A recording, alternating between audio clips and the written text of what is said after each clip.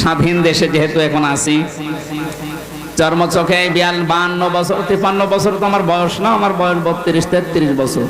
এখানে যারা আছে এরকম বহু বয়সের মানুষ আছে, এ মানুষগুলো সহ আমরা দেখেছি এই 52 বছর বিভিন্ন মানুষে দেশটা চালিয়েছে, কিন্তু কাঙ্ক্ষিত মানের শান্তি আমরা এখনো পাইনি।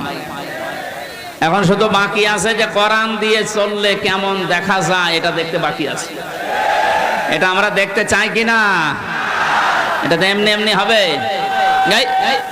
কথা শেষ করি ভাই। এমনি এমনি শুধু দোয়া করে হবে? কাজ করা লাগবে না? সুতরাং কোরআন দিয়ে চালাবে যারা, এরকম মানুষগুলোকে আজ আমরা ওখানে পাঠাতে চাই আর দেখতে চাই চর্মচোখে। আল্লাহ আমাদেরকে তুমি একটু দেখার তৌফিক দাও যে জমিনটা কোরআন দিয়ে চলছে।